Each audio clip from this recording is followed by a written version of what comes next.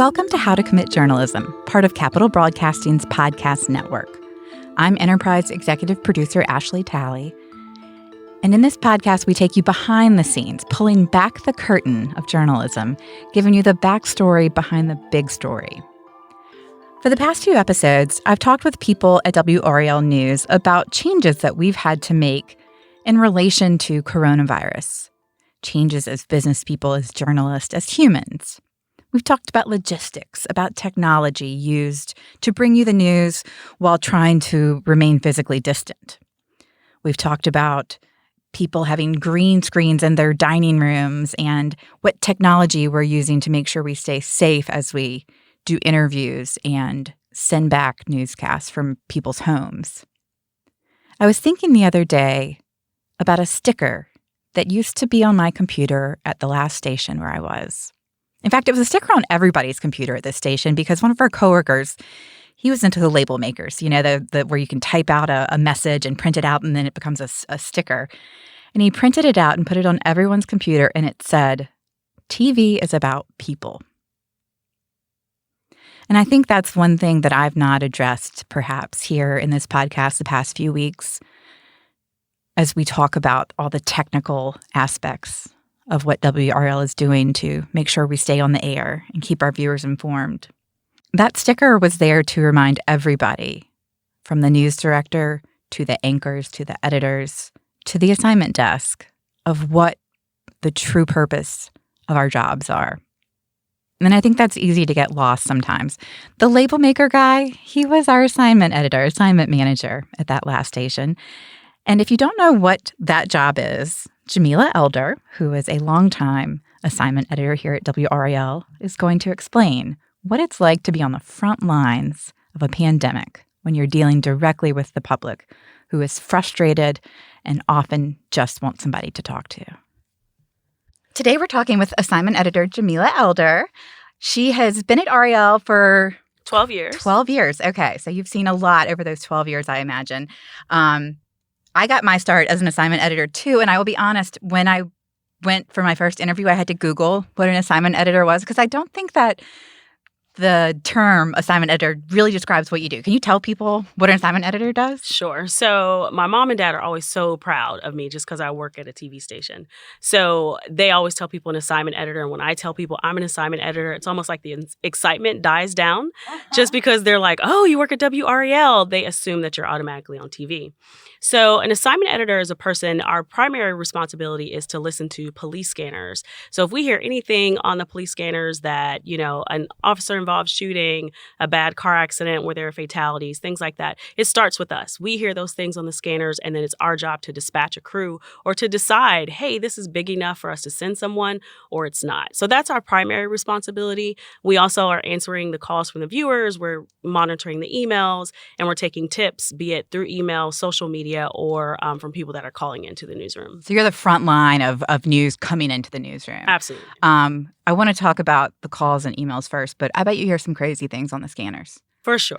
You can hear anything from cattle running across the roadway to, the domestic violence fights and the situations about that. You just hear an array of things.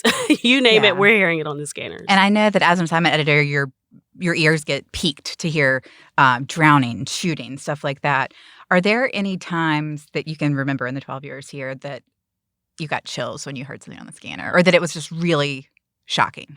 Yeah. So as an assignment editor, as we said, you hear a little bit of everything. So you're kind of accustomed to it. And unfortunately, in our line of work, you become used to it. So this actually happened to me prior to coming to WRAL at my old station, was in Columbus, Ohio. And there was a drowning. It was like a family. They had all gone into this body of water. And it was like a parent had jumped in to rescue the kids, but it was like each and every day, someone from the family was recovered. So that's a story. I've been here for 12 years. I worked in Ohio for 6. So that's a story that has stayed with me over the years. I've never forgotten that story. Wow, I bet. What about a year ago April 10th is the Durham explosion, right? Did you Yeah. guys hear that on the scanner? We did. So that originally came across as a gas leak. And so, Which you hear a lot. yes, I mean, I feel like we hear it more now than we did before.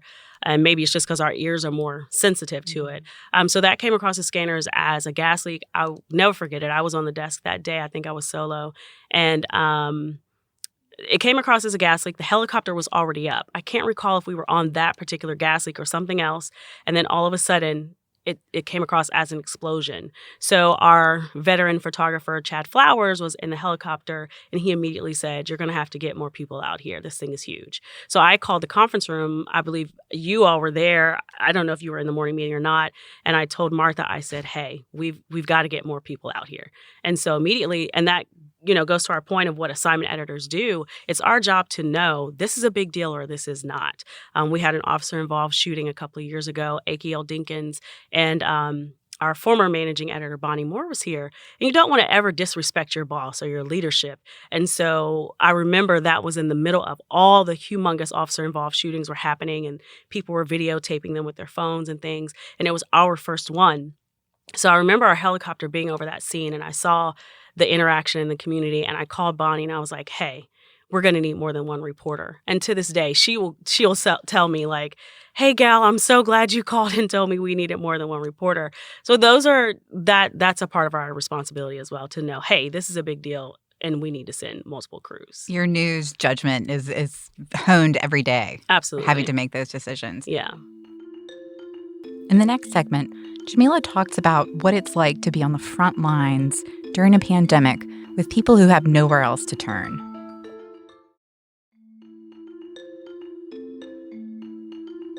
Coronavirus has been going on for weeks, months now, I guess. I think we're in week 4. Week 4 of in North Carolina, yeah. So we had our first case here March 3rd. Our assignment editors and news desk has really been inundated. More calls and more emails than usual. Is that correct to say? Absolutely. That first week, I think because the coronavirus hit us out of nowhere, it just kind of hit us like a flood. And the calls the first week, I think people were worried. They were scared. They didn't know what to do. They weren't clear on what the stay-at-home thing meant. And so as a result, the volume of the calls was like through the roof, more so than a regular day. And we're hearing everything. I mean, just people that didn't know what to do. They were upset. They were, I don't know. It was a wide array of phone calls, if I remember that very first week. Honestly, if you told me then that things would be this way, 4 weeks later, I wouldn't have believed you, that 80% of our newsroom would be working elsewhere, that schools would be closed for probably the rest of the year. So I imagine as the situation has evolved, the calls you've taken have evolved. Talk about some of what you've been hearing a lot of. What are some of the frequently asked questions, and what are some particular cases you remember? Sure. So again, that first week, I think we were all in shock and awe. And the emotions were crazy for people that were calling. They were crazy for us. We were scared. We were worried. We didn't know what was going on. So I think the calls that have stuck out to me the most are going to be those unemployment calls. These are people that have been trying for weeks to get onto the unemployment website to file for unemployment. We're still hearing from people to this day, and we're in week 4. People that are saying, "I've been trying for 2 weeks. I've been trying for 3 weeks, and I still cannot get on." Not only that, they also cannot get a live person on the phone.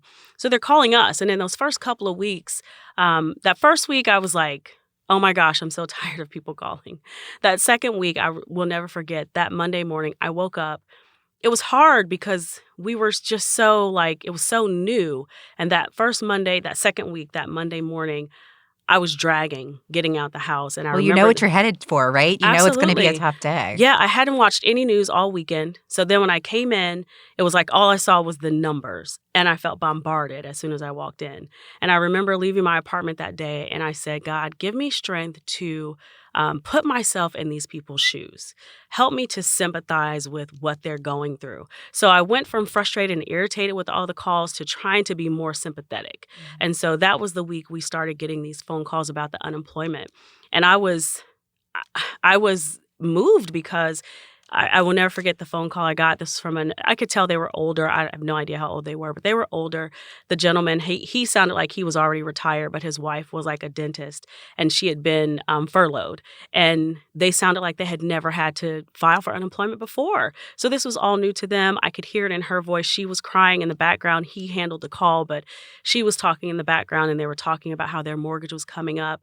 And the man, he said, I've never asked anything from my government ever before in my life. He said, and this is all we need. All we need is to get onto this website to get some money coming into our home. Wow. Out of all the calls, that's the one I remember. Wonder why that one sticks out so much. Because of that one line that I've never asked anything. I mean, it's true. Most of us haven't. Just to give some context, we're almost at 500,000 people that are trying to file for unemployment in North Carolina. On a daily basis, sometimes it's 20,000 people added.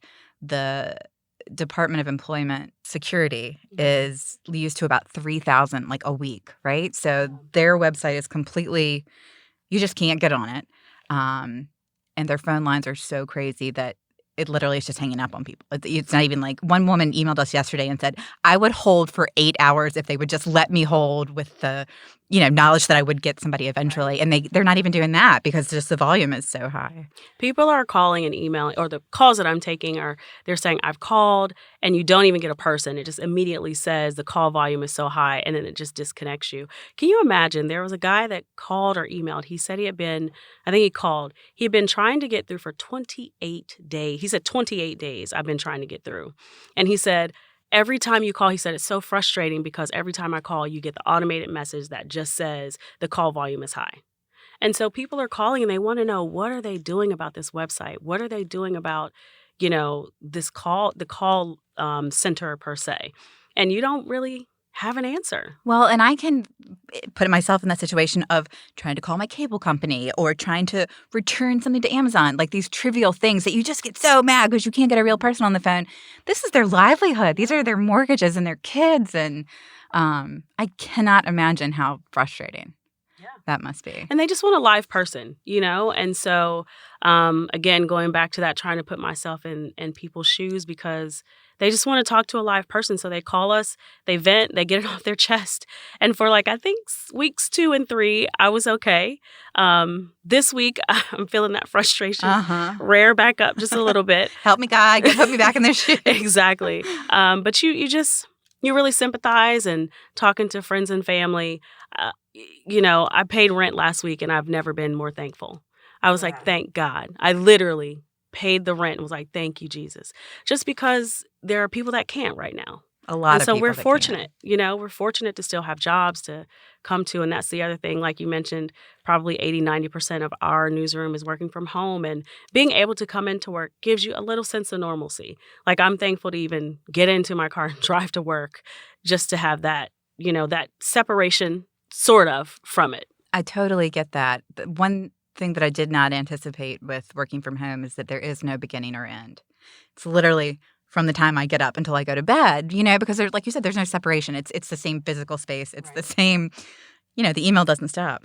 Going back to these people just wanting to talk to a human person, you, for a lot of people, are that person. I mean, you are the only person who will listen to them, who might have some information. What do you give advice? Do you point them places? Do you just listen? What's your kind of set thing that you do? Sure. So it goes back to what you said earlier about, just having that good news judgment. So you kind of listen to people. If they're asking for advice, you try to help find it. A lot of those resources are on the DHHS website, so you can point people there. And sometimes they don't want that answer. They don't want to call 211. They don't want to go to the website. They want you to help them. And so if there's something I can dig up online, I think people were asking about the $600 that the federal government is providing on top of the unemployment. So you try to direct someone to the website. They don't have a smartphone. They don't have a computer. So just kind of take a deep breath and help them out.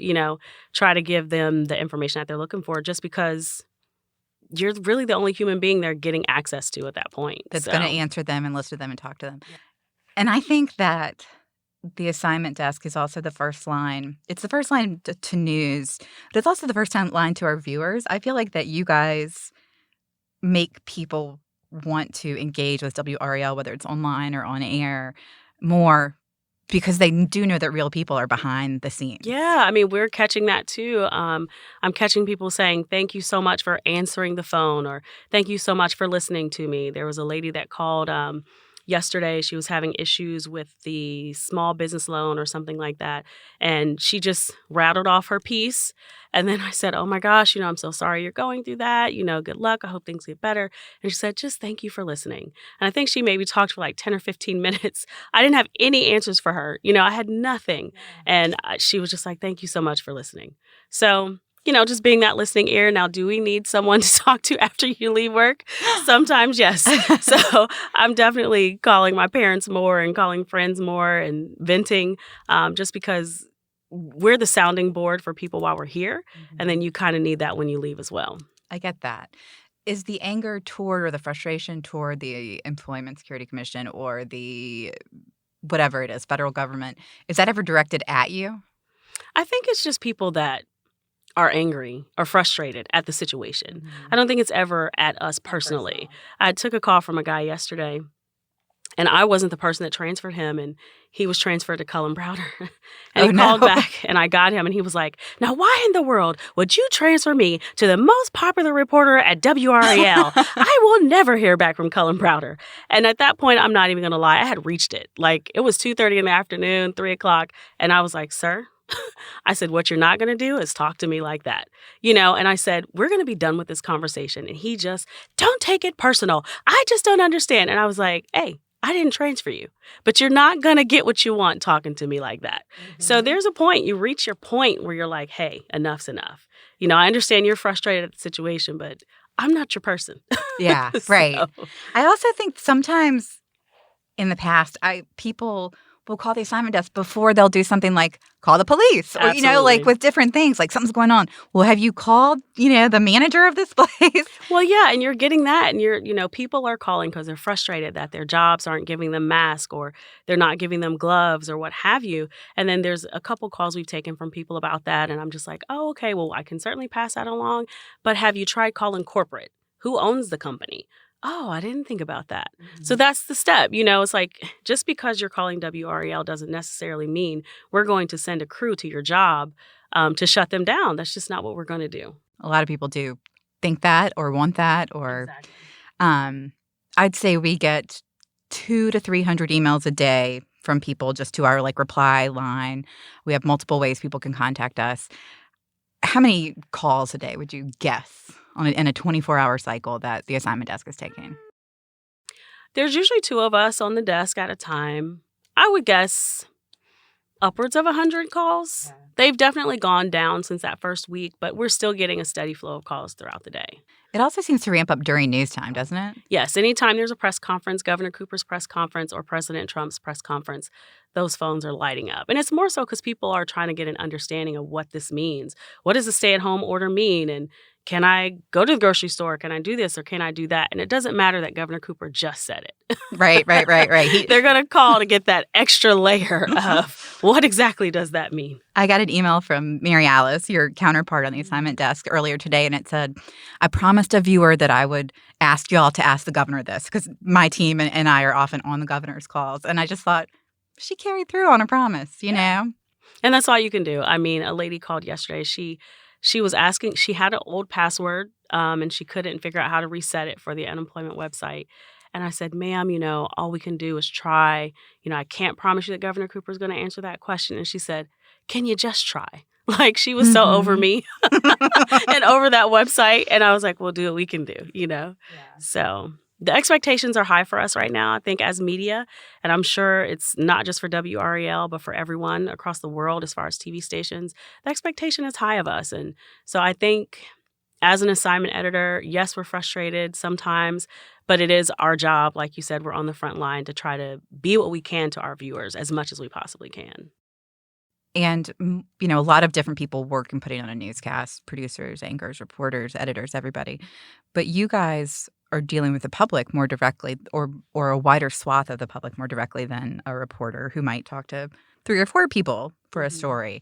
Does that give you, do you think, a better sense of kind of how the whole community is feeling? And have you made any personal relationships through that at all? I'd say no personal relationships per se. I think what you just said is good just because the reporters are talking to 3 and 4 people and we're talking to like tons. And I think to your point, that is what helped us know that this unemployment was the story. I mean, this is the story right now. A couple weeks ago, it was just we were doing whatever story we could think of.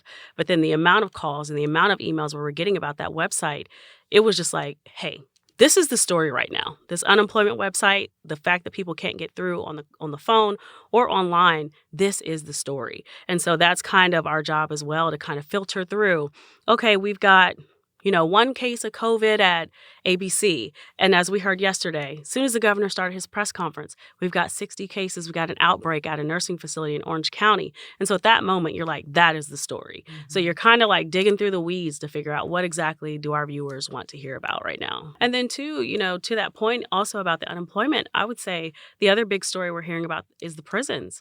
You've got the relatives that are calling. What are they doing about the prisoners to keep the prisoners safe? And we were told this and this isn't happening. And so forth and so on. So I would say over the last couple of weeks, definitely the prisons has now become the story. We're not ignoring the unemployment story, but now we're seeing that the prisons is the story.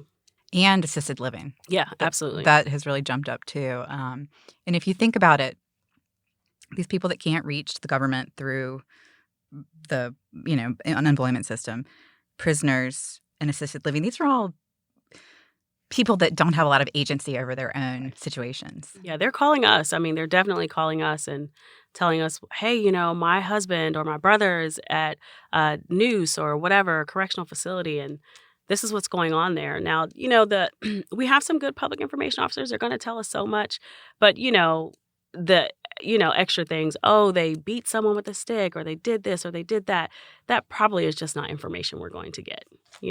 They may not confirm to that extent. Coming up next, Jamila talks about what advice she would give somebody who is thinking about calling a television station with problems or questions of their own.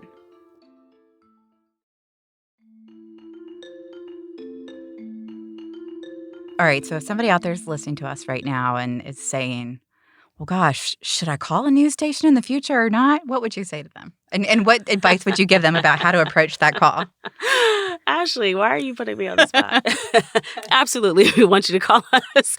We want you to call us with your tips. I mean, that's sure. how we get a lot Absolutely. of news first, right? Absolutely. Because people do trust us too. Yes. I mean, call us with your tips. Be clear and concise with what you're calling about. Unfortunately, don't call with your dog barking in the background, things like that. And realize that, as frustrated as you are, it's not our fault. You're calling us after you've called unemployment and tried to get onto the website for 4 weeks.